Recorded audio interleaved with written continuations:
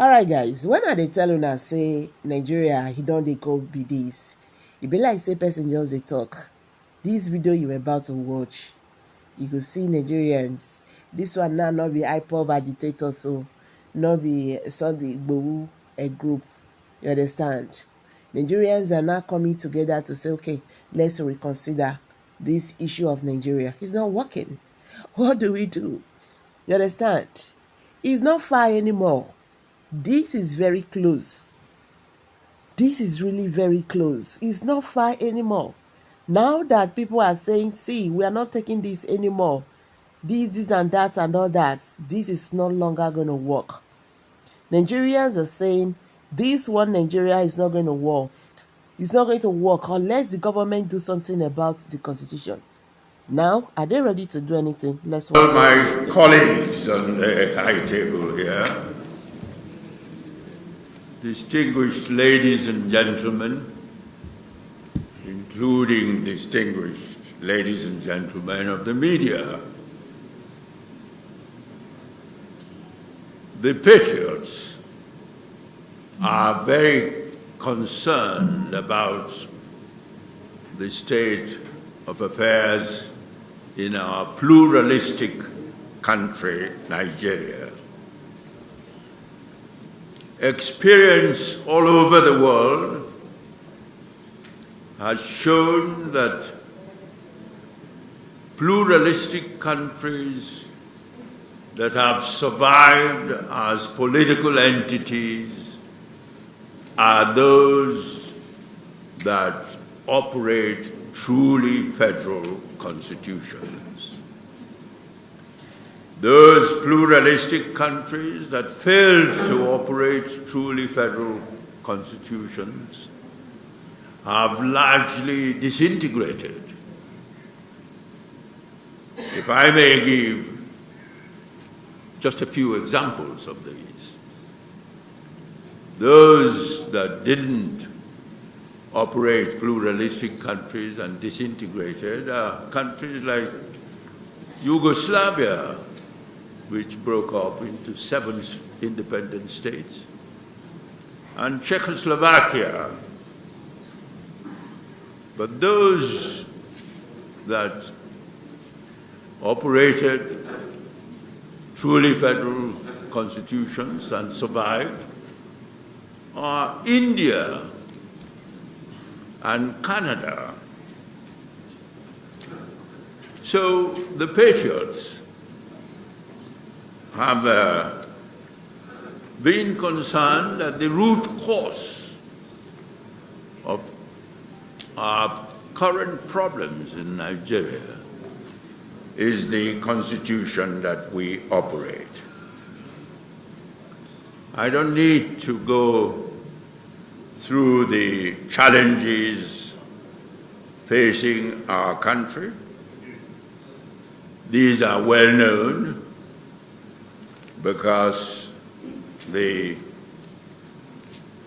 Patriots, like every Nigerian, has been aware of the challenges of insecurity in the country, the challenge of mass poverty, of unemployment, and of the dwindling sense of national unity in the country, and a host of other challenges. And so the Patriots, in collaboration with the Nigerian Political Summit Group, decided to organize the summit that met here over the last 2 days. But before the meeting of the summit, there were zonal consultations organized by the Patriots. And here, Professor Anthony Killer has been recognized because he, as the chairman of the Advocacy and Mobilization Committee of the Patriots has been largely responsible for organizing the zonal consultations. And in the zonal consultations, town hall meetings were held, consultations with leaders of various sections of the society in the zones were held, and ideas that were fed into the deliberations of the summit were generated. And so the summit had the benefit of these ideas and discussed a whole range of Nigerian affairs, guided by the single wish to make Nigeria work better, to make Nigeria more united, to make Nigeria develop its potentials. I believe that you've been given copies of the communique of the summit. If you have not, I hope you will get copies before you leave here. But let me take you through some of the main areas of the communique, which records the resolutions adopted by the summit. The first and foremost resolution is that Nigeria needs a new constitution. Nigeria needs to return to the truly federal constitution with which it began its independence journey. The present 1999 constitution is not such a constitution. It's not suited to the needs of a pluralistic country like Nigeria.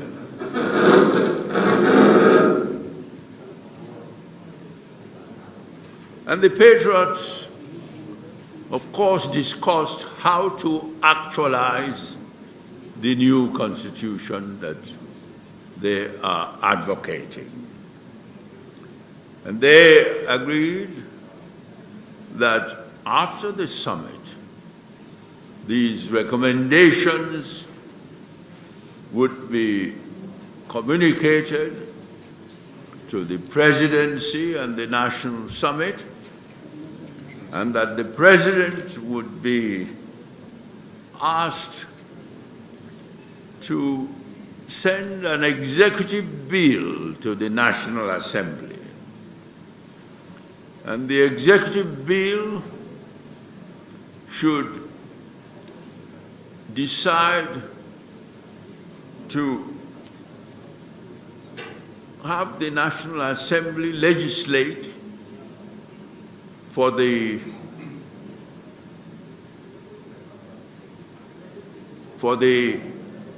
creation of a constituent assembly, the appointment of a constituent assembly in which all parts of the country will be represented. And this constituent assembly would have as its primary task the formulation of the new constitution for the country. And after it has formulated the new constitution, it should be submitted to the people of Nigeria in a national referendum. And it's the endorsement of the new constitution in a national referendum that will confer legitimacy to the new constitution. as against the 1999 Constitution, which lacks legitimacy because it was not drafted by the representatives of the peoples of the country, nor was it endorsed by the Nigerian people. You will see in the communique that the summit, apart from advocating return to a truly federal constitution, reached a number of recommendations as to what should be in the new constitution. The recommendations range from the devolution of powers to the federating units. The new federating units to be agreed in the new constitution for the country.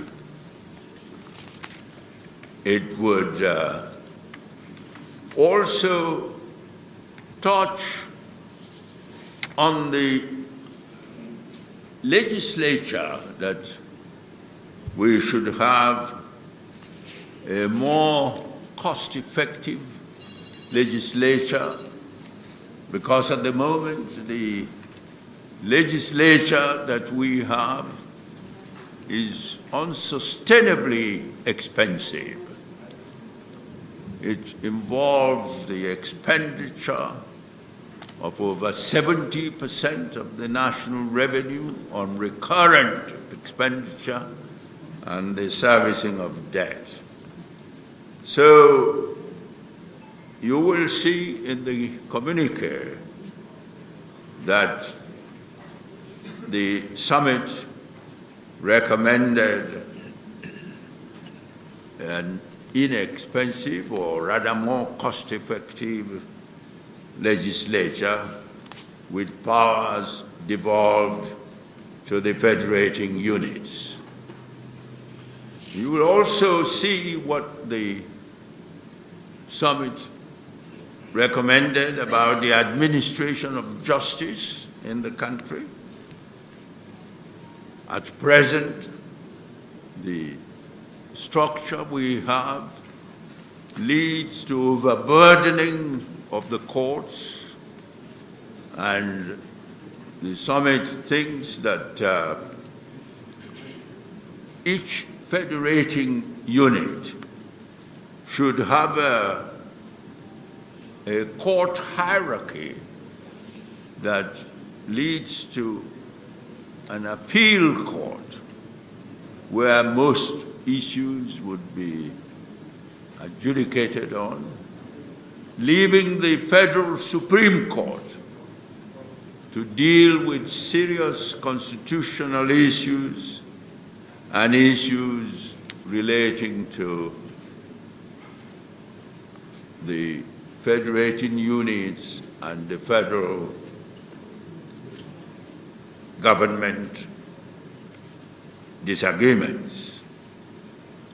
And then you will also see that the summit thinks and recommended that the office, as it exists now, of the Minister of Justice and Attorney General of the Federation should be separated, as is done in most countries.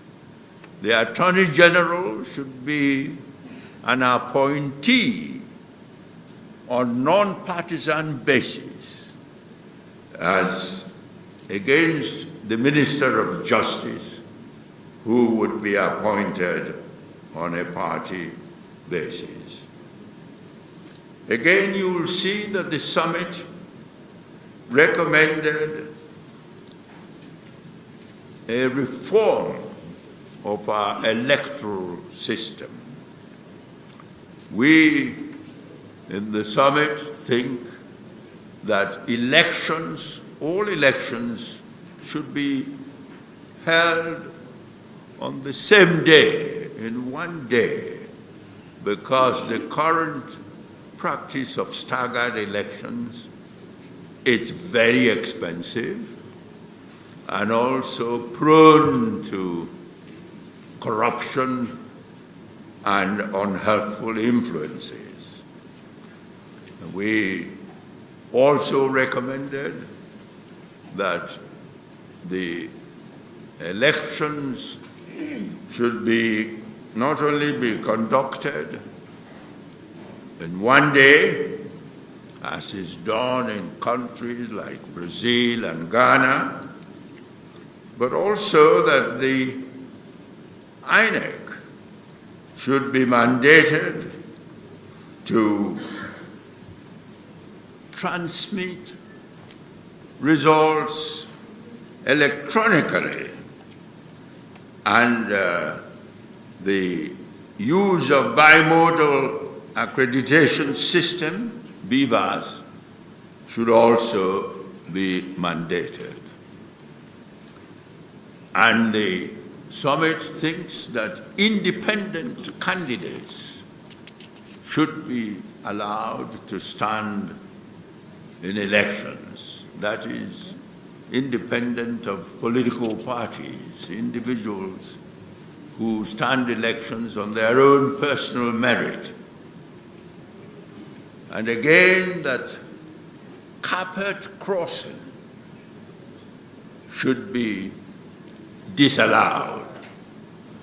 A situation where people get elected on the platform of political parties and then they defect to other parties, that system should not be allowed to continue to exist. That once a person, he or she, decides to defect to another party, that the seat should unconditionally be declared vacant. And the summit also talked about the cost of governance. You will see that the summit is concerned about reducing the overall cost of governance, both in terms of capping the number of ministers, ministries, and agencies that should be created. And also you will see that the summit dealt with the issue of corruption and breach of public trust, as well as citizens' rights and empowerment initiatives. And summit also dealt with the issue of Nigerians in diaspora. Nigerians in diaspora are making very substantial contribution to development in terms of remittances to the country, and yet they do not have any opportunity to contribute to voting in elections. The summit thinks that the country should work to enable them in the future to be able to vote in the country's elections. The communique also deals with the national security architecture and strategy. And it was a matter of major concern to the summit that, for example, between May 2023 and April 2024 alone, that as many as 614,937 Nigerians were killed in the country. So the summit recommended that the security architecture be rejigged with the creation of coastal and border forces to help the police in checking the entrance to the country because of the very porous borders the country has, which has allowed entry into the country of criminals and so-called bandits from the Sahara region into the country. The summit also touched on the issue of secularity. A pluralistic country like Nigeria needs to enforce its secular character. In a country as hugely populated as India and has its diversity, secularity is an essential part of the Constitution, because in a multi-religious, pluralistic country that is desired for peace and stability. And again, in the rejigging of the security structure, the summit believes that the subnational, the federating units should have their own police force, which has often been referred to as state police. The summit believes that in devolving powers to the federating units, the power to create the police force should be there. And indeed, in devolving powers to the federating units, the new constitution should seek to return the country to the truly federal constitution with which, as I said, we started at independence. Because then the original 3, subsequently 4 regions of the country had their own separate constitutions. And we'd like to see a return to that. And the summit also recommended that we have true fiscal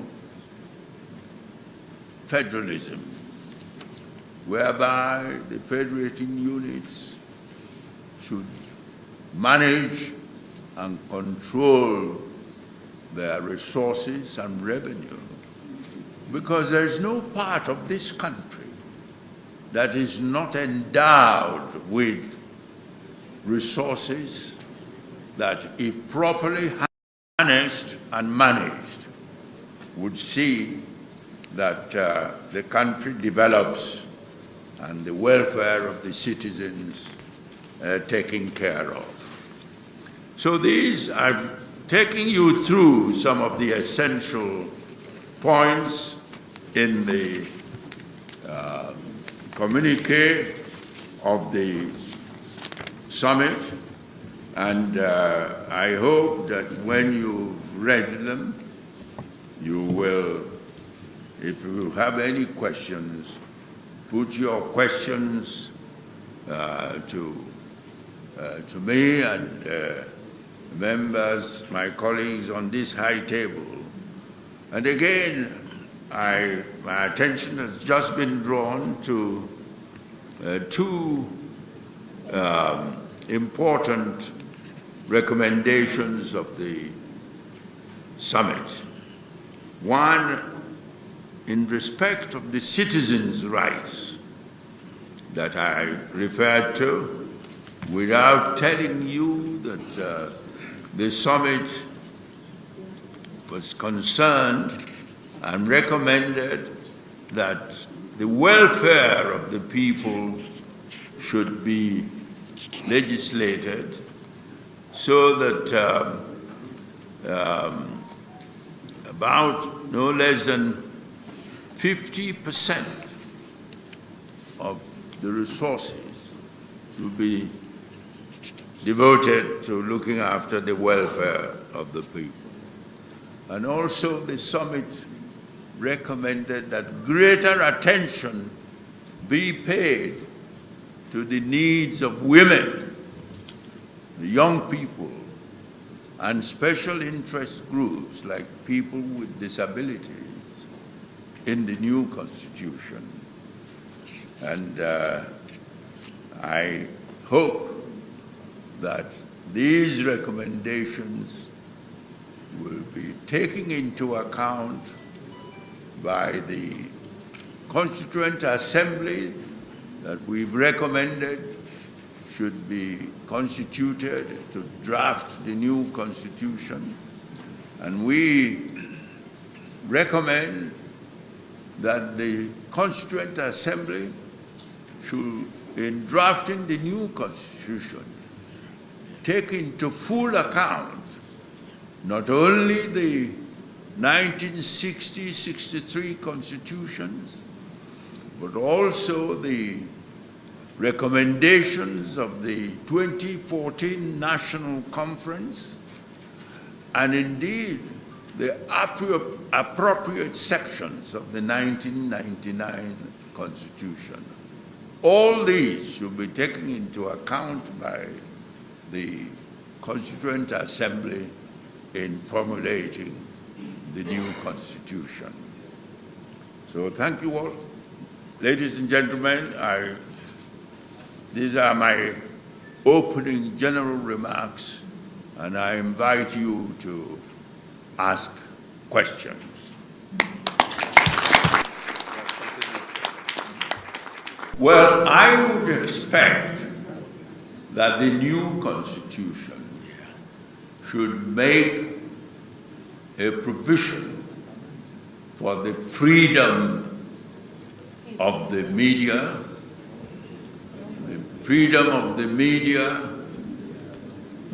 and also freedom of information.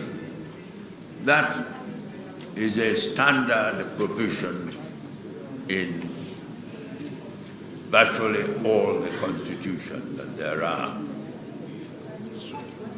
And I didn't quite get your question about the Nigerians in diaspora. As I said, I'll repeat again, that the summit was concerned that their substantial contribution to the development of the country should be recognized by planning a system to enable them in the future to vote in national elections. As I said, before the summit, we organized zonal consultation. And the zonal consultations led to the ideas reflected at the summit. So for the first time, we have a set of proposals which enjoys wide support throughout the country. And I hope that the presidency and the National Assembly should be aware of that and react not just as they have done in the past, but react in the knowledge that the recommendations coming out to them this time enjoys massive support throughout the nation. But I would ask my colleague to add to the summit's recommendation is that